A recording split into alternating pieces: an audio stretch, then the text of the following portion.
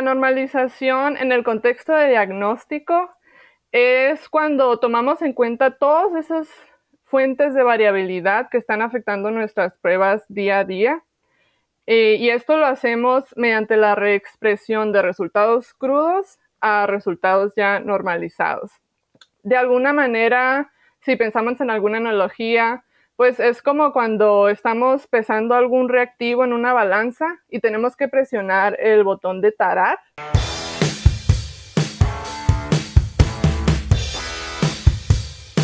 Hola a toda nuestra audiencia de CerdoCast. El día de hoy tengo el placer de presentarles a la doctora Betsy Armenta, que nos va a hablar acerca de la normalización de los resultados de la PCR en tiempo real en pruebas de rutina. Betsy, muy buenos días, mucho gusto y muchísimas gracias por participar con nosotros el día de hoy. Lo primero que te voy a pedir, por favor, es que te presentes con nuestra audiencia, aunque ya muchos de los que estamos en el área de diagnóstico, en la parte práctica en algunos países del mundo te conocemos, pero por favor puedes presentarte con nuestra audiencia. Adelante, Betsy, por favor. Bueno, pues muchas gracias, doctora. Para mí es un placer estar aquí. Les agradezco mucho la invitación. Como lo comentaba, yo soy Betsy Armenta. Soy egresada de la carrera de Medicina Veterinaria y Zootecnia del Instituto Tecnológico de Sonora. Yo egresé en el 2019. Mientras estuve ahí, trabajé mucho tiempo en el área de patología con mi mentor, el doctor Ramón Molina, y ahí descubrí que mi gusto y mi interés era las enfermedades infecciosas y la detección, su diagnóstico, su vigilancia. Entonces trabajé un tiempo en un laboratorio de diagnóstico llamado Pecuarios Laboratorios, que está en Ciudad Obregón, Sonora. Tuve una muy grata experiencia ahí, pues trabajaba en lo que me gusta, en enfermedades infecciosas. Y ya después de eso empecé mi maestría en la Universidad Estatal de Iowa. Terminé la maestría en diciembre del año pasado, 2022. Y ahorita me encuentro haciendo mi doctorado. Yo trabajo con el doctor Jeffrey Zimmerman y el doctor Luis Jiménez. Trabajo sobre todo en el área de diagnóstico molecular de enfermedades infecciosas en el cerdo, muy específicamente con PCR tiempo real. Mi trabajo de maestría se enfocó sobre todo al área de tratamiento de muestras. Ahora estamos trabajando con otros tipos de muestras para diagnóstico o para muestreo ambiental. Y también trabajé mucho con el tema del análisis de los resultados de PCR, que después es lo que vamos a estar tocando el día de hoy. Muchas gracias, Betsy. Muy interesante y sobre todo a los que estamos también en el campo nos han estado aportando muchísimas opciones para poder hacer la detección tanto de los patógenos y poder aplicarlo ya en las granjas. Betsy, antes de entrar a los detalles de lo que nos vas a platicar el día de hoy, a veces damos por hecho que toda nuestra audiencia entiende lo que es la PCR. Por favor, de manera sencilla y práctica, ¿nos podrías explicar qué es la prueba de PCR para que de allí pongamos las bases y nos expliques justamente el tema del día de hoy, que es la normalización de los resultados? Claro que sí. La prueba de PCR, por sus siglas en inglés, que se llama reacción en cadena de la polimerasa, es una técnica de biología molecular que se encarga de amplificar material genético de un analito de interés. En este caso, para nosotros puede ser un virus, una bacteria. Entonces, lo que hace es que va amplificando ese material genético, DNA o RNA, y pues tiene muchas variantes, ¿no? Una de ellas es la PCR tiempo real, que algunas personas también la conocen como PCR cuantitativa. Y la característica que tiene es que el instrumento en el que se realiza la prueba monitorea a manera de tiempo real la fluorescencia que emite cada que se amplifica el DNA, y por eso la conocemos así. Betsy, una cosa muy importante, a veces cuando hacemos la prueba de PCR, algunas personas piensan que está detectando el virus o la bacteria de manera viva. Danos un comentario acerca de ese punto, por favor. Bueno, ese es un muy buen punto. La prueba de PCR lo que detecta es material genético, tiene distintos reactivos que se adhieren a ese material genético que está libre, digamos, en una muestra de fluido oral. pero no es indicador de que ese virus o bacteria esté activo, es simplemente indicador de que el DNA o el RNA de ese patógeno está presente en la muestra.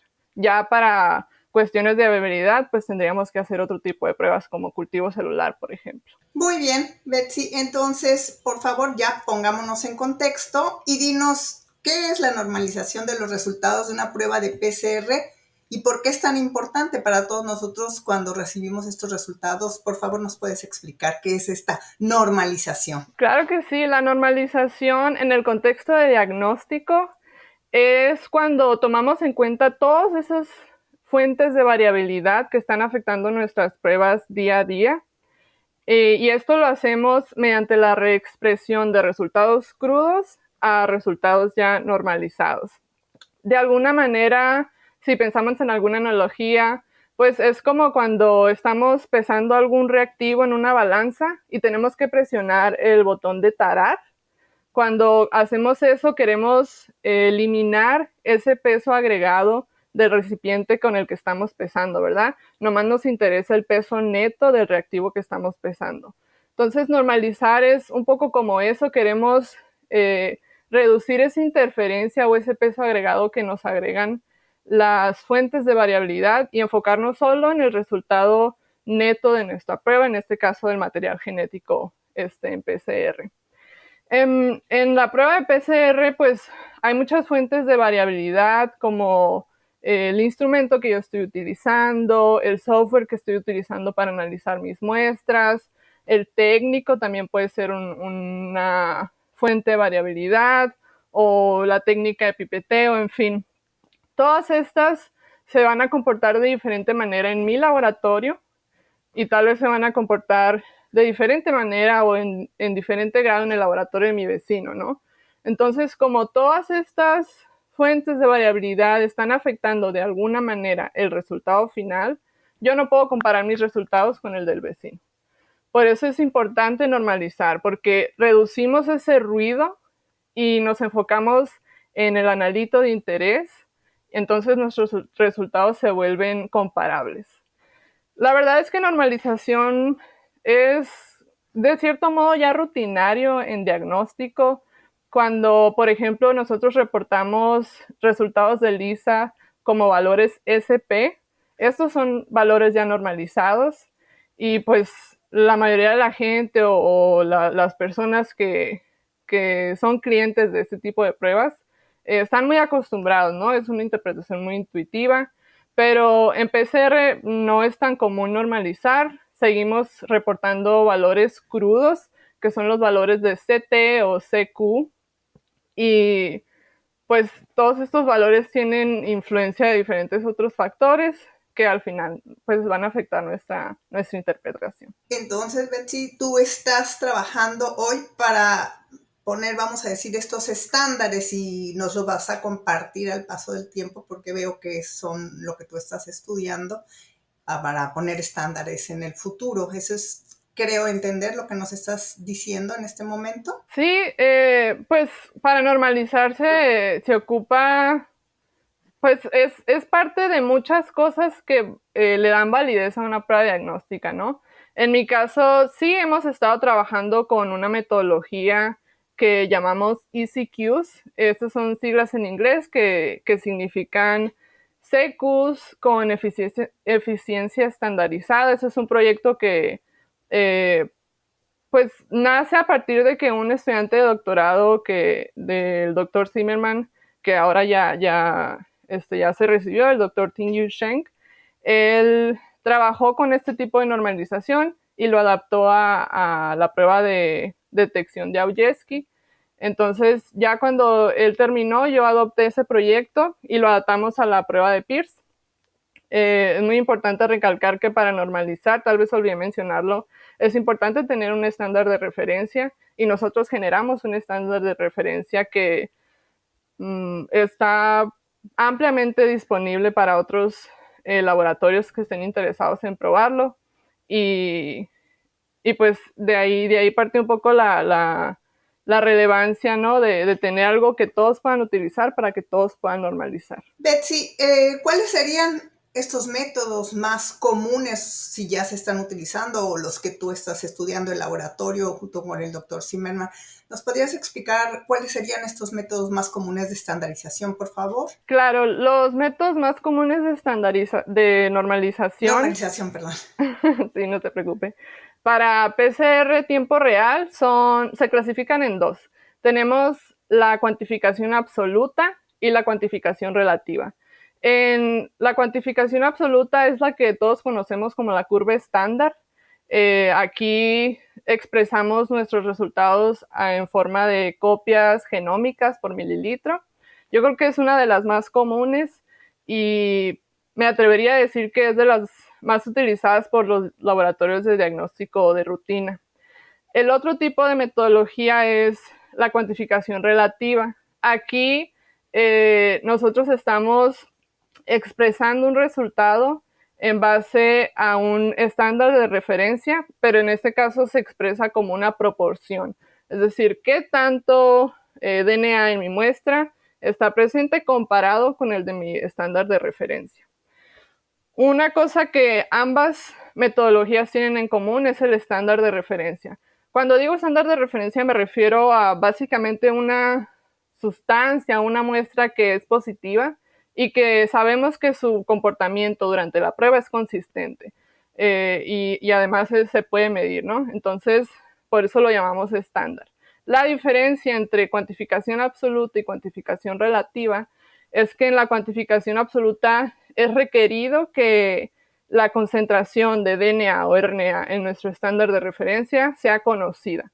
Tenemos que saber qué tanto RNA está ahí, ¿no? Y para la cuantificación relativa, esto no es necesario. Entonces, muchas veces se complica realizar la cuantificación absoluta porque generalmente el material estándar disponible para este tipo de normalización es muy caro o no está disponible de manera global.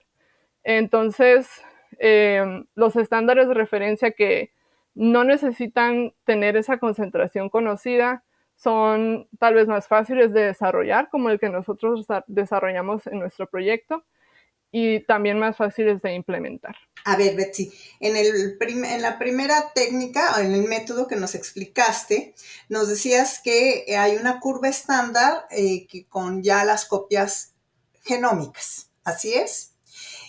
¿Nos podrías dar un ejemplo para que nuestra audiencia, no sé si es cuando ya recibimos nuestros resultados o todavía no estamos viendo ya eso cuando recibimos resultados, para que todos podamos hacernos una idea más clara de lo que nos estás explicando, por favor?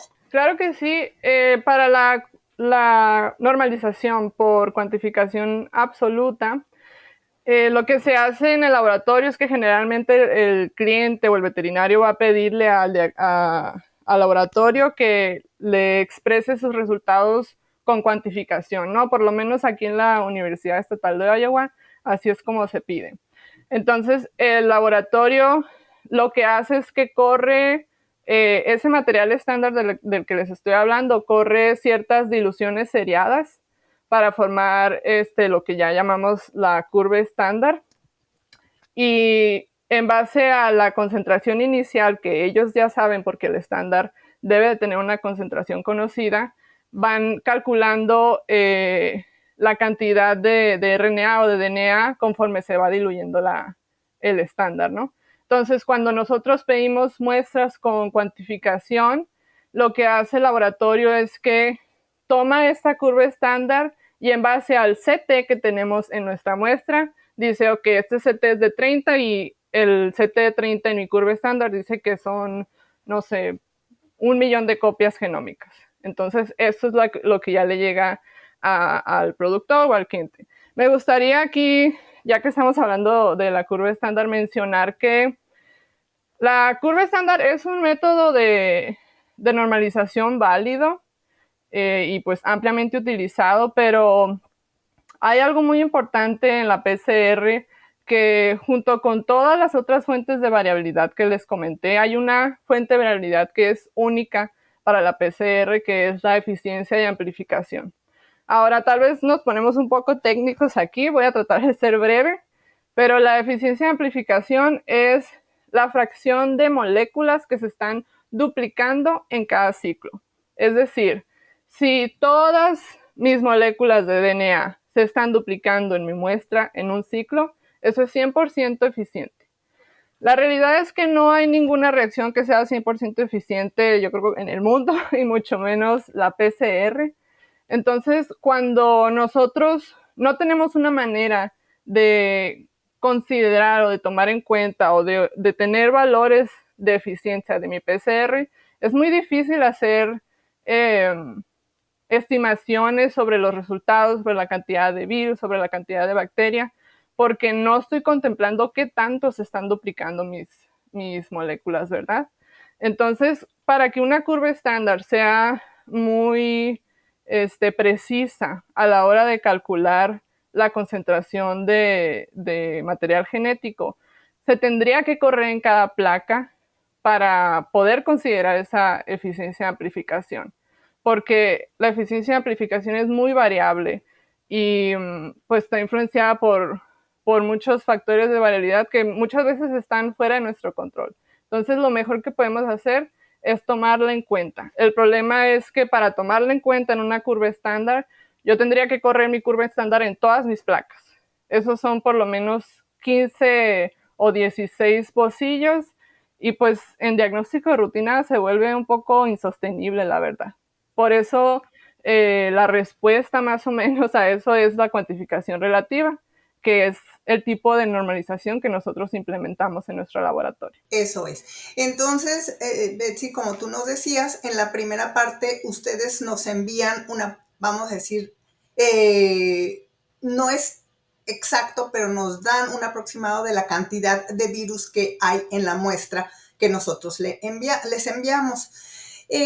¿Tú has visto qué uso le estamos dando en el campo o si tú consideras que realmente tiene un uso que nos estén cuantificando esa cantidad de virus que estamos enviándoles en las muestras, en los diferentes patógenos? Esa es una muy buena pregunta y creo que en todo el tiempo que llevo explicando este tema nadie me la había hecho.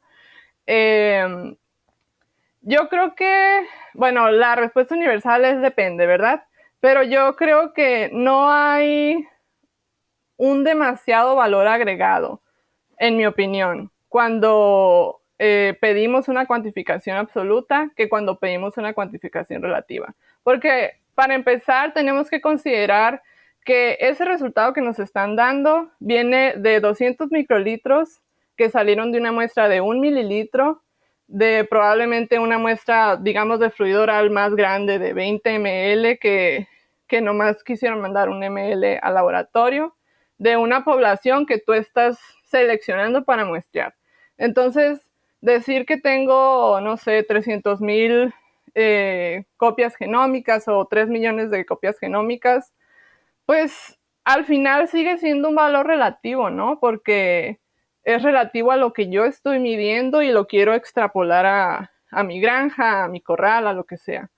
Yo pienso que sí tiene utilidad, pero siempre y cuando la utilidad sea de manera relativa, o sea, tú lo estás comparando con qué, ¿verdad? Por eso yo pienso que como la cuantificación absoluta es muy estricta, tienes que tener tu estándar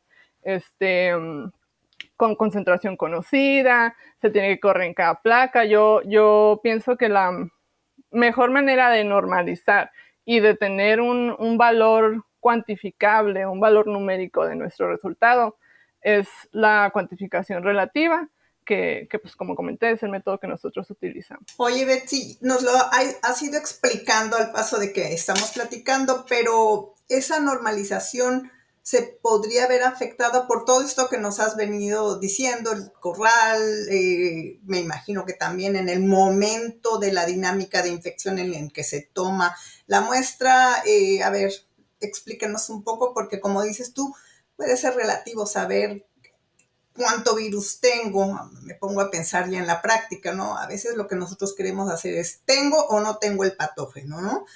Probablemente sea lo más importante en un momento determinado para nosotros, pero ¿qué puede estar afectando esta normalización? ¿Qué nos recomiendas a la gente que cada vez más estamos entrando en esta cultura de diagnosticar, de estar seguro qué es lo que tengo, para poder tomar las medidas adecuadas en nuestra granja? Entonces, tú que eres la encargada junto con todo el laboratorio de darnos una respuesta para que entendamos qué hacer, ¿qué nos recomiendas? ¿Qué es lo que va a afectar? ¿Cómo tomar nuestras muestras para que ustedes nos puedan ayudar con esto de entender bien esta normalización? Por favor, Betsy.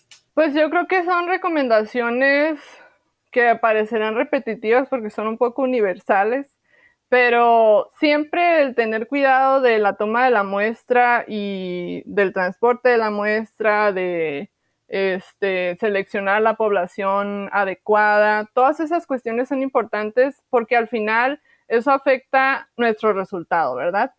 Si bien la normalización se va a encargar de reducir ese ruido dentro del contexto más bien técnico, o sea, estamos reduciendo el ruido del software con el que estamos analizando nuestras muestras, del instrumento para amplificar, todas esas cosas, no puede corregir por los errores, pongámosles así, que se cometieron en granja, ¿verdad?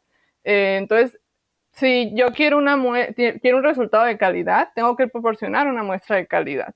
Y ya de ahí nosotros en el laboratorio nos vamos a encargar de que los factores que nos están influenciando a nosotros no se vean reflejados en tu resultado. Ok, entonces eso sería nosotros que te vamos a enviar las muestras y ustedes en el laboratorio, ¿hay una manera que los pueden controlar esta normalización?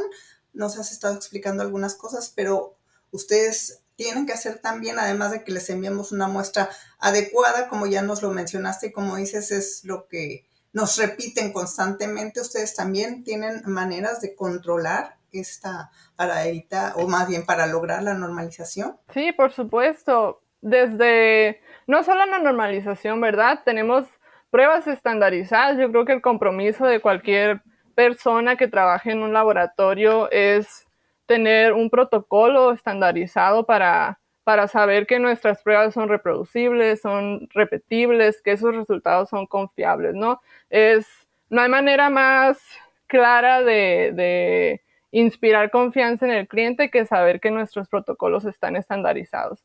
Entonces, esa es una parte muy importante de cómo nosotros vamos a controlar ese ambiente, ese microambiente que nosotros tenemos en el laboratorio. La otra parte de normalización, entonces, se va a encargar de que mi microambiente no esté interfiriendo con el de, puede ser otro laboratorio.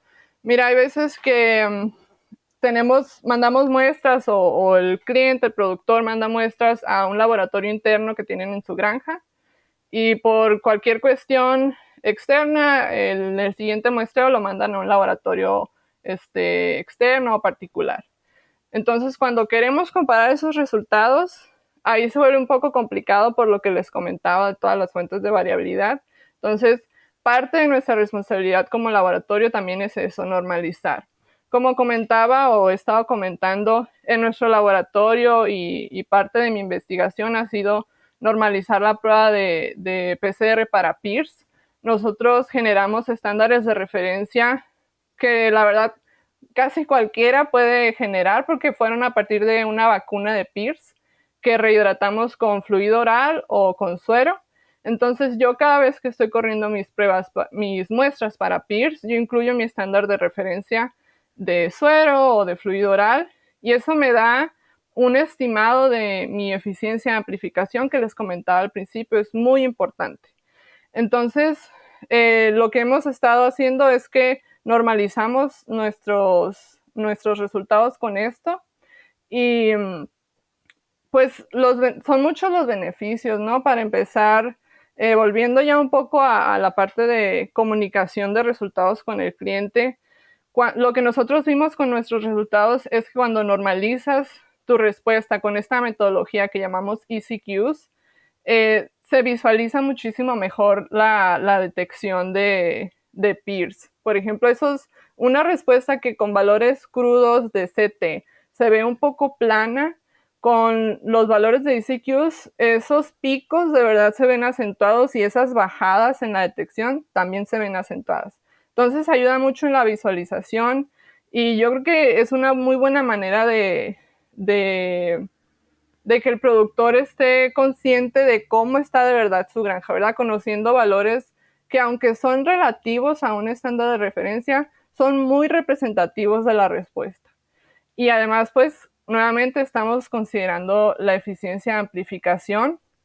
Entonces, esos cambios que tal vez es 100%, o sea, todas mis moléculas están duplicando, tal vez es un 70%, pues los vamos a visualizar.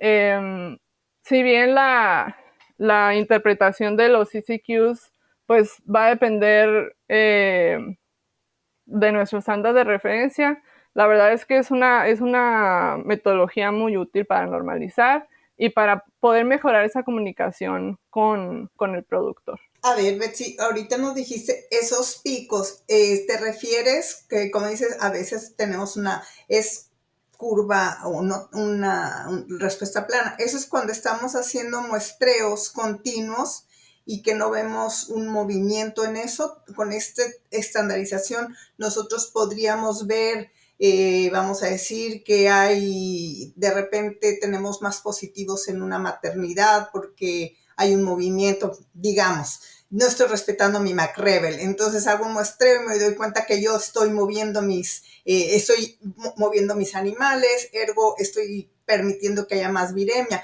Eso lo podría detectar con esta técnica que estás haciendo tú de esa estandarización de PCR, o sea, es más sensible y podrías detectarlo. Eso me mandaría unas banderas de que algo estoy haciendo mal. Estoy entendiendo lo que tú nos estás explicando para poder hacer estas técnicas. Sí, sí, precisamente es eso. Se vuelve muy sensible porque ahora estamos considerando la eficiencia de amplificación, ¿verdad? Entonces, lo que nosotros hicimos fue que tomamos muestras de unos cerdos que fueron vacunados y las muestras se tomaban periódicamente, ¿no? Entonces, pudimos ver esa dinámica de detección. Pero sí hace, doctora, un punto muy importante que se vuelve más sensible esa expresión de resultados. Por ejemplo, con los CCQs nosotros somos capaces de calcular estimados de sensibilidad diagnóstica y de especificidad diagnóstica. Recordemos que todas las cuestiones de desempeño de una prueba son pertinentes para todos, para los de laboratorio, para los que están en granja, porque cuando decimos que una prueba tiene sensibilidad diagnóstica, decimos, esta prueba me va a decir cuáles son mis muestras verdaderamente positivas. Y cuando es especificidad diagnóstica, esta me va a decir cuáles de mis muestras son verdaderamente negativas. Entonces, algo que no se puede hacer con los valores de CT, con los valores crudos de PCR, es calcular ese tipo de estimados. Nosotros con los CCQs, como tenemos valores numéricos para todos los datos, podemos calcular ese tipo de valores. Entonces, tenemos, o más bien el productor o el cliente o quien quiera usar ese tipo de valor, tiene una opción de puntos de corte que va a elegir en base a cuán sensible quiero que sea mi prueba, cuán sensible quiero que sea, o específica quiero que sea mi prueba, perdón.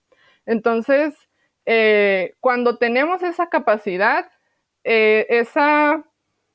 pues, nuevamente esa capacidad que tenemos nosotros de definir si una muestra es positiva o es negativa, se ve mucho más acentuada, porque si alguien dice, es que yo necesito que mi prueba sea muy específica, porque no quiero tener un falso positivo, que me suene una alarma y tenga que parar todo, entonces yo elijo este punto de corte. Eso se puede hacer con una respuesta normalizada porque los CCQs nos dejan calcular ese tipo de estimados.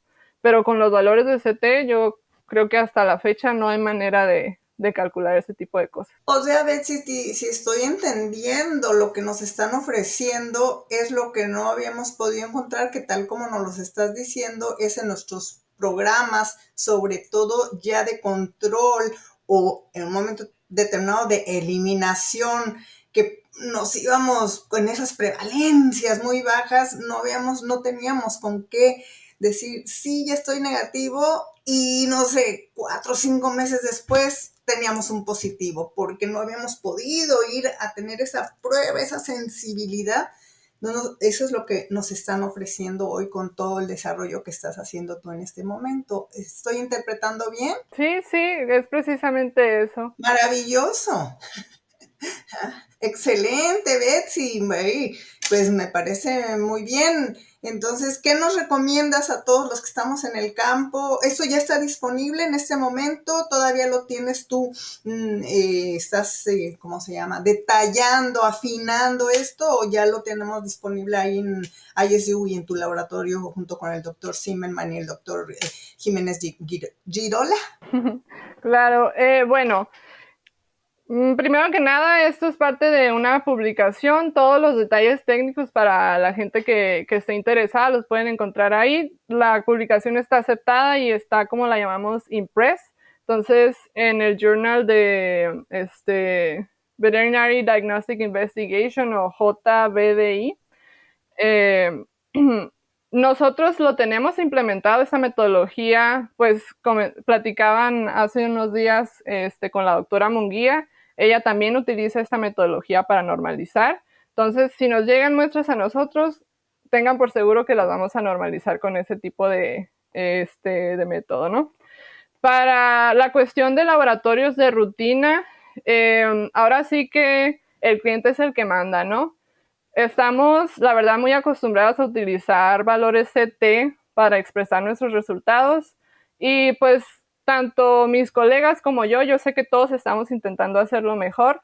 Entonces ahora es momento de enfocarnos en esa parte y hacerlo mejor ahí.